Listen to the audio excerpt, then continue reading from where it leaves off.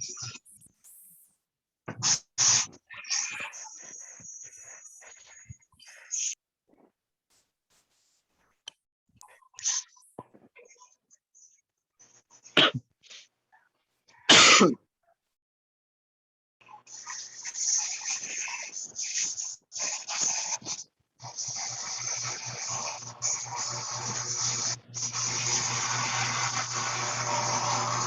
nasi Ma'am Lee.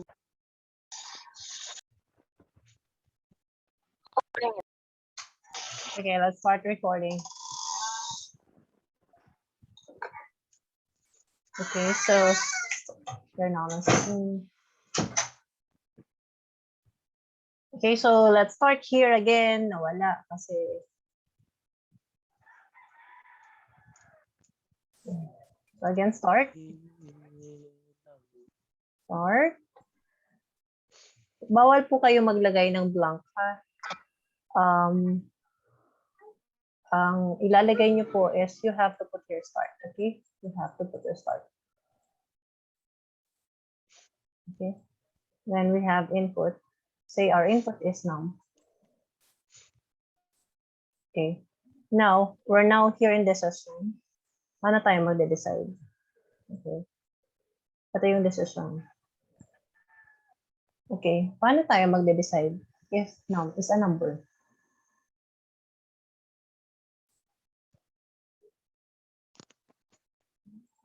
Is positive or negative? Question mark. Kapag malalaman mo kung positive ang number, kailangan mo siyang gamitan ng number line. So, 1, 2, 3, negative 3, onwards. So on and so forth. Okay, hindi ako pwede mag dot. 1, 2, 3, 4, so on, and mawawala pag dot.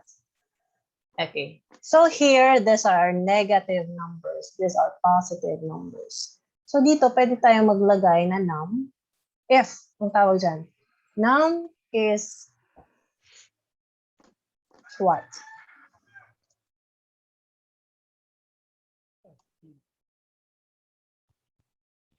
Positive. Greater than? Greater than what?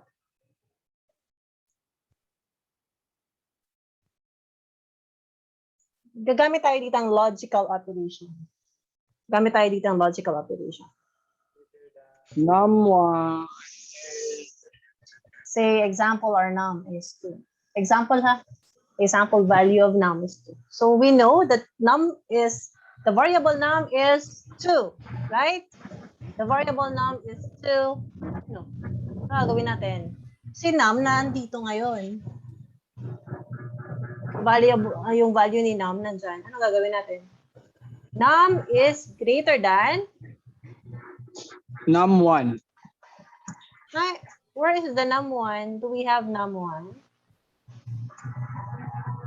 Yung kataling po ma'am ng num2. Diba? All numbers here is negative. Here is negative. Dito, positive. Okay?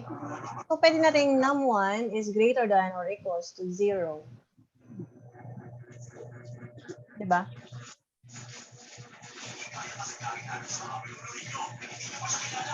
Si 0 ba, kino-consider natin positive? Parang I think yes. Yes. Yes. So if ever maglagay tayo ditong 0, equal to 0, meaning to say positive siya. Okay? Pag naglagay tayo ng negative 1, so num1 is not equal to 0, lesser siya. Hindi siyang negative. So ito, ang mangyayari dito, Sabi lo, ayan niya. mangyayari dito, erase natin to. We could have your equation. Mas madali kasi sa akin maglagay ng logical or gumamit ng logical operations. Okay, pero kung gusto niyo i-sentence, pwede naman. Kayong bahala. Okay? But usually in flowchart, lesser words. Okay? Paki-off po yung audio kung kanino yun.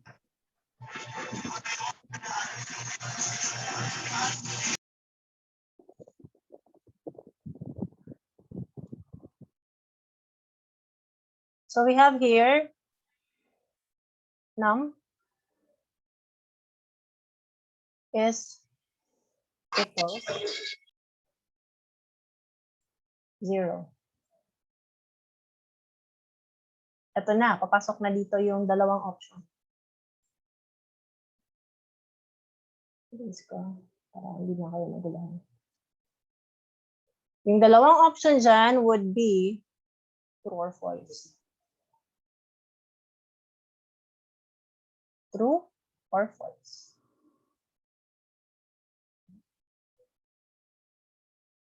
True or false. Pwede man na yes or no. Pwede naman 0 or 1. Ang 0 baga, meaning, anong ibig sabihin nito? Off. Diba? Pag 1 is on. Na, ano nyo na to? Nadaanan nyo na to? Day pa po, ma'am. Day pa po, ma'am. Day pa po. Dun sa isang subject na sa isang subject nyo na lower basic, dadaanan nyo to. Okay? So, and pwede siya ditong 1. Oh, 1. O, pwede itong true. Pwede itong,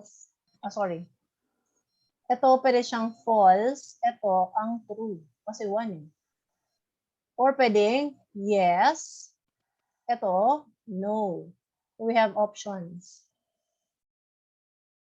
Okay, so ako mas gusto ko gamitin yung T and F. Okay, yung sinasabi dito, two possible alternate paths. Okay, so if halimbawa, we have a value here, ang nilagay dito is 3. Okay, 3 is greater than or equals to 0. So anong sagot? True or false? True.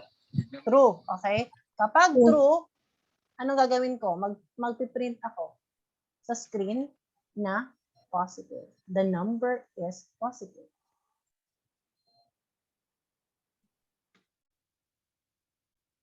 Or positive. Okay? Otherwise, halimbawa, ang nilagay ko dito is negative 1.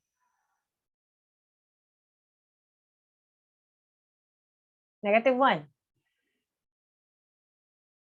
Ano gawin natin? Print pa din ng negative. Negative. Okay? Ito tsaka to, i-connect natin. Maglalagay tayo dito ng, positive, negative, or after to display, positive, negative, ano nang next?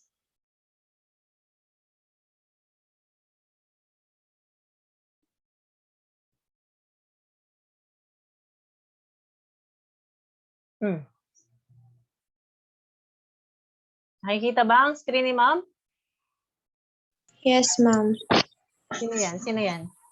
Sino nagsasalita? Last name, please. Villegas. Yeah. Si Dina. Lagi ko din nakikita. Kalimutan ko nang hanapin ko kanina. Okay, so now, anong purpose? Pwede yung screenshot to. For example, pwede kayong mag-screenshot. Wait lang. Bago kayo mag-screenshot, tanggalin ko na muna mukha ko. Naka-screenshot na ba? Para iba naman yung screenshot niyo. Yes, ma'am. Okay. Sige. Opo, ma'am. So, na-screenshot na. picture, ma'am. Erase ko na. Erase ko na. Mag-screenshot ko, ma'am. Doon ka din na picture.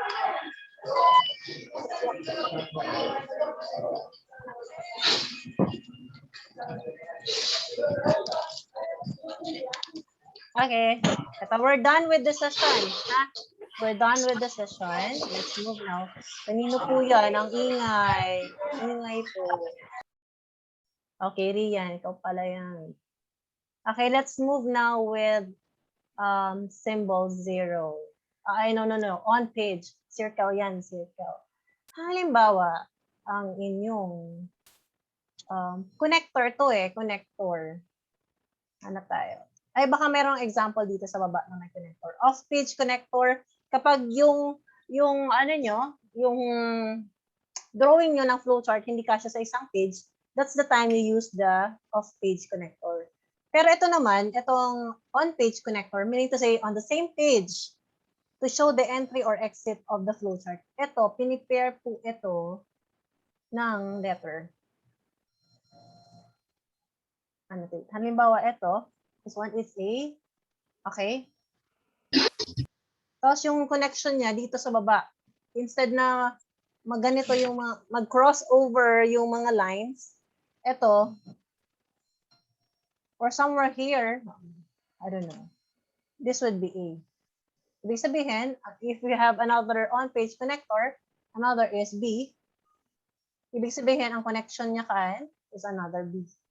Okay, ipipair niya siya ng letters. Same here with off-page connector.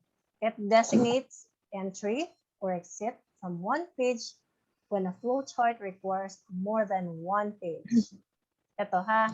The flow lines, yung nakita nyo kanina yung drawing ko po, yung flow lines, it provides us the flow kung saan siya pupunta. Kung magdodrawing po kayo ng flow lines na walang arrowhead, that will be wrong kasi you're not giving me a direction. Pupunta ba ako sa right or sa left? That's the purpose of flow lines. It signifies the process that it is to be executed next. Yun yung process ng flow lines. Okay, let's move. Meron po bang tanong? Meron po bang tanong? No, ma'am. Wala, ma'am.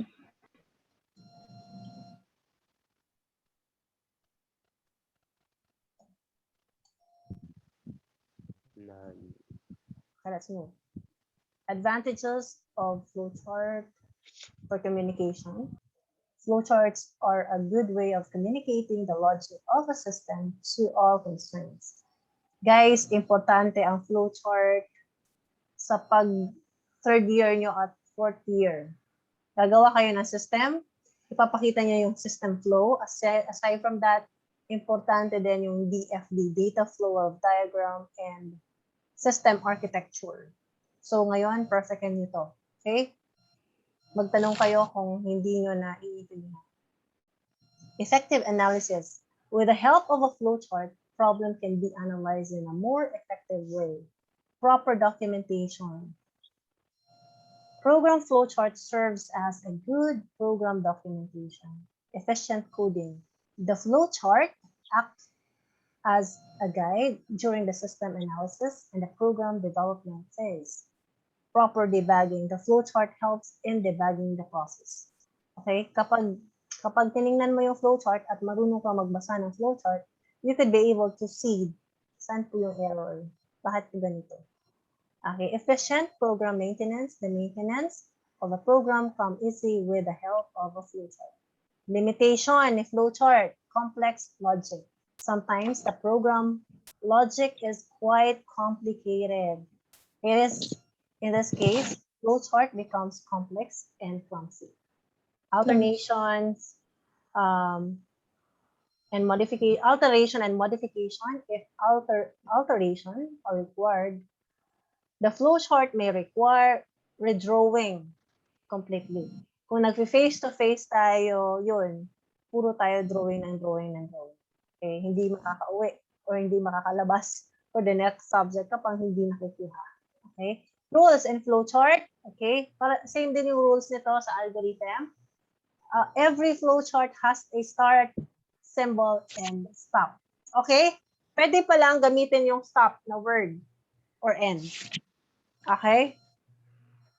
So, flowchart stop. Pero mostly yung ginagamit ko end. Okay, sige. Stop yung gamitin natin. End sa algorithm. Okay? So, the flow of sequence is generally from top of the page to bottom of the page. Yung nakikita nyo kanina, so you can see what I demonstrated earlier with that. Yung drawing ko from top going bottom. Okay? This can vary with loops which need to follow back to the entry point. Looping is yung pabalik-balik depending on iteration yung looping depending on the instruction. Okay? Use arrowheads as connector where flow direction may not be obvious. There is only one flow chart per page. Yes. A page should have a page number and a title. A flow chart on the page should not break and jump another page. Dapat meron tayong connector. Okay, use the page connector. A flow chart should have more than around 15 symbols. Not to include start and stop. Okay, so more than 15 symbols. Yun yung medyo mga mahahaba na. The simpler the flow chart, the better to understand. Okay, general rules. Kindly read to us on letter A and B.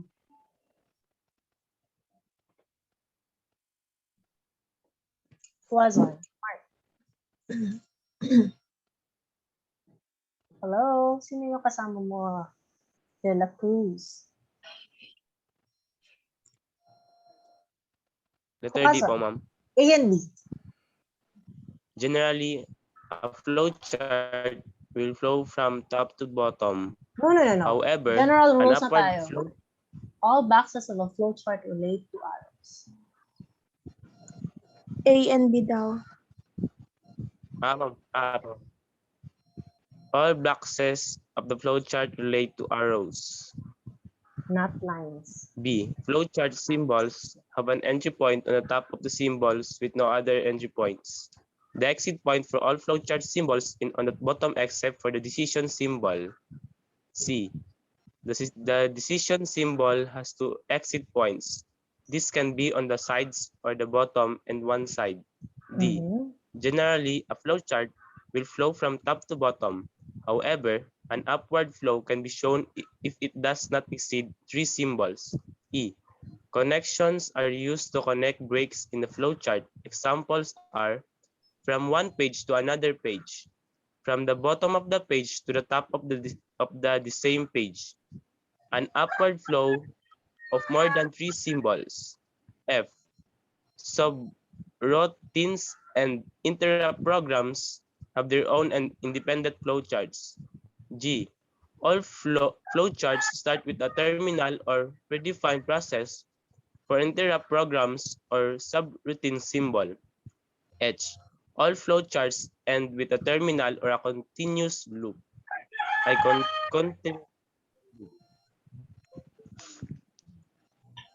Mas nga na.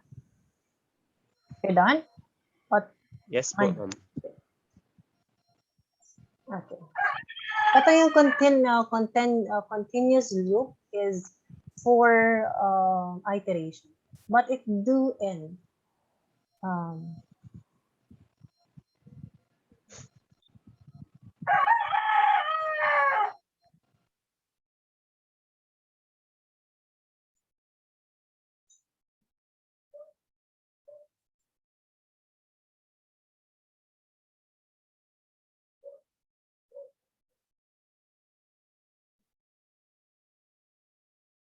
Okay, a basic control sequence. Okay, sequence, it shows a set of instructions that perform sequentially without branching. Example, yung kanina, yung last time pala, sorry. Compute the sum of two numbers. Draw a flowchart of a program that calculates the sum of two numbers. Enter by the user and display the results. Okay, let's define the problem. Ano yung output? Ang sabi niya dito, sum. The output is the sum of two numbers. Input, yung hinihingi natin sa algorithm. Para makakuha tayo ng sum, kailangan natin ng num1. The first number is num1 and the second number is num2. So variables itong ginagamit. Solution, meaning to say processing, sum is equals to num1 plus num2, where the result is sum. Okay, nakikita? Algorithm. Itong sinasabi ko sa inyo. Algorithm and flowchart and two numbers. To add two numbers. Start, this is the start. Enter num1 and num2. Enter num1 or num2. Or pwede mo na, kung kabisado mo na, wag nang maglagay ng enter. Yung example na ginawa ko last time, just num1, di ba? Or num, okay lang yon. Kasi meaning to say, from the first parallelogram, meaning to say, this is input. This is input. First parallelogram is input. Sum, meaning to say, ito yung part na nasa solution tayo. Thus, we are now on step 3, perform the sum of two numbers using the equation sum is equals to num1 plus num2. The output is sum. Okay? So here, ito yung pinapakita natin. Ito kanina is input ha. Here, this is the processing side. Meaning to say you need to use a rectangle. Okay? Rectangle. Okay? For the formula. Then, print the sum again. This one po is output. Okay? Kaya, kahit wala na nito, that's fine. Meaning to say na naiintindihan natin, guys, naiintindihan natin na this one is input and the second parallelogram is output. And we have now the end. Okay? End. Or, pwede man stop. End. Okay. Okay, next. Po. Yung sa algorithm po, ma'am, Sino pwede po pong nagtatanong? stop, ma'am. Ano po? Sa Ramirez po. algorithm, that's end ang nakalagay dito. Pwede po. naman. Ay, ang stop Stop. kasi more of sa flowchart. Let's be consistent na lang. End na lang. O kung gusto nyo end din dito, di end na din dito sa flowchart. Anong nakalagay nga dito? Wait lang ha. Balikan natin. Start and end. Oh, stop. Pero stop ang nakalagay dito, di ba? As you can see, stop. Yes. Sorry, stop. Okay lang ako as long as na I won't be strict with this. Anyway, we know stop and end is synonymous naman. Anong gusto nyo? Stop or end? End na lang po. End na lang. End na lang kasi itong algorithm parang kinokopya nyo lang ha. Parang yung kinokopya lang. Okay din naman sa kuya na wala po ng enter or input kasi para ito kasi pwede din itong word na input. Pwede itong input. Input.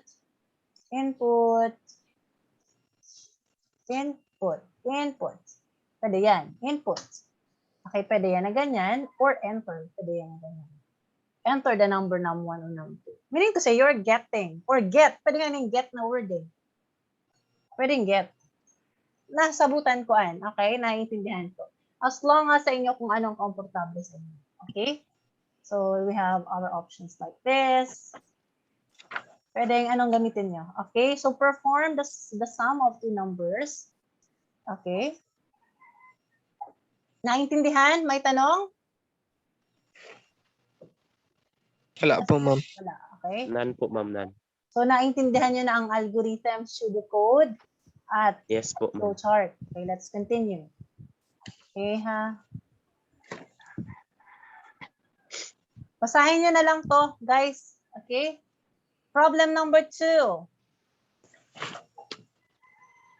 Compute and display the average and the product of three numbers.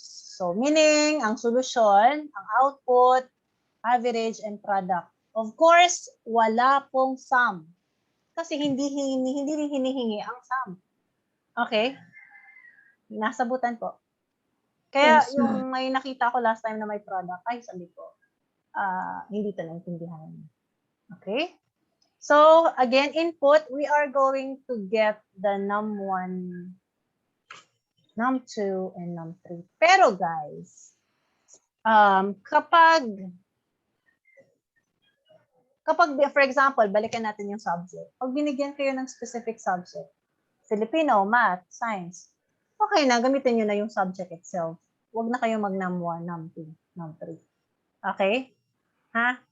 Kasi yung parang meaningful. Okay? Pag binigyan kayo ng scenario, gamitin nyo yan para hindi mas meaningful ang variable name. Okay? Next, solution, average, num1, num2, num3.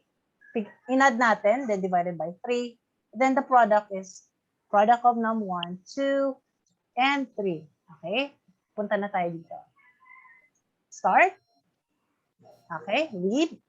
Okay? Pwedeng walang read. Pwedeng may read. Okay? Pwedeng wala nito. Or ito lang. Ha? Annotate, pwedeng wala nito. Okay? Pwedeng num1, num2, and num3. Meaning to say, we will be getting here values. So, pwedeng 2, 4, 6. Okay? So, pwedeng ang num1 is 2, num2 is 4, num3 is 6. Then, nangyari dito, num2 is 2, 4, and 6. We are now substituting the value of the variables. Now, we are now using the variables. Okay? So, nasabutan na po ang number 3, perform the operations. Okay? So, here, okay. As you can see, congruency. Okay, congruent. Anong napansin nyo?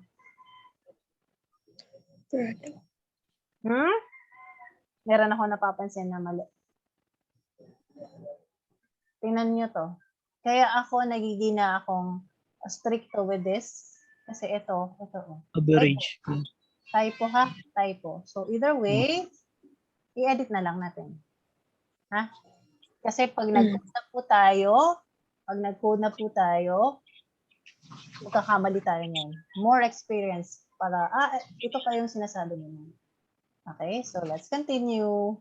So this one is 2, 4, 6, 2 times 4 times 6. Ano ang product natin? 6 times 4 is 24. 24 times 2 is 48. Tama ba? 48. Tama ba ako? Yes, ma'am. 48, ma'am. 48. Okay, so average natin. 10, 12 divided by 3 is 4.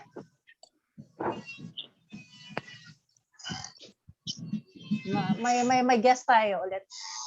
Meron tayong guess ulit. Anong, computin nyo nga. We have a guess. Children. Hindi pa naligo. Anong pangalan, ma'am? No name. No name pa. Kasi, ano siya, subject for, ibebenta namin. Ibebenta namin. Ibebenta siya namin. Okay? Can I have alcohol? Alcohol. Ano lang sagot po? Actually, meron niyang kapatid, but we will be keeping the other one. Pag-aki pa yan, ma'am. Ano yan, ma'am? Kugos-kugos siya, kugos. Pero pag urang, ma'am, silipa na yan, ma'am. Hindi meron kami dito pag hindi yan pwede. Makasuhan ka. Okay, close the door, mahal. Okay, so let's start now. Anong sagot dito sa average? 6 plus 4 plus 2 is 12. 12 divided by 3 is what? 4. 4. Okay, so here, print the average and the product. Meaning to say, this is 4 and this is 48. 48. Ang makikita nyo yan, pag nag-run kayo sa screen, this is your screen, 4 and 48. Yun. Okay? We are now running out of time. Okay? Yes. Kayo na po ang bahala sa baba.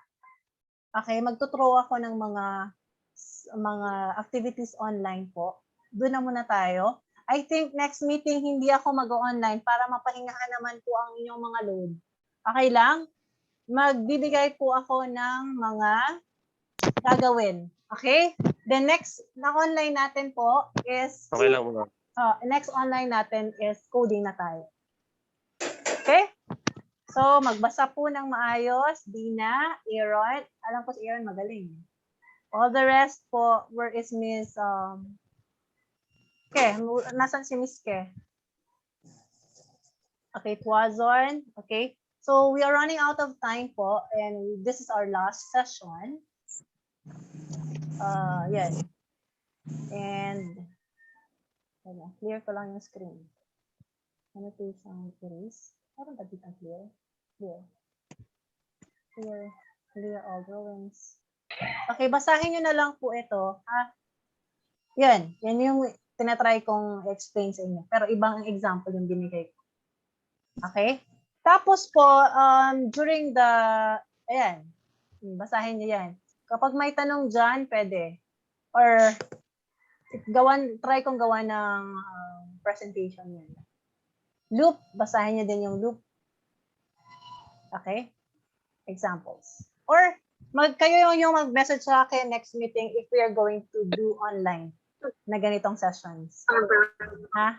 Kayo yung mag-message sa akin. Pero, ang plano ko next meeting is magtuturo lang ako ng mga activities online to be able for you to check kung mag-gauge ko kayo kung makakasunod. So for now, attendance tayo. Stop sharing na muna ako. Okay, attendance ulit. Okay, open your cam. Open your cam. Open your cam. Ilan tayo ngayon? 14. Okay. Okay, open your cam. Open your cam. 1, 2, 3, 4, 5, 6, 7, 8, 9, 10. Okay. Print screen, print screen, print screen. Okay.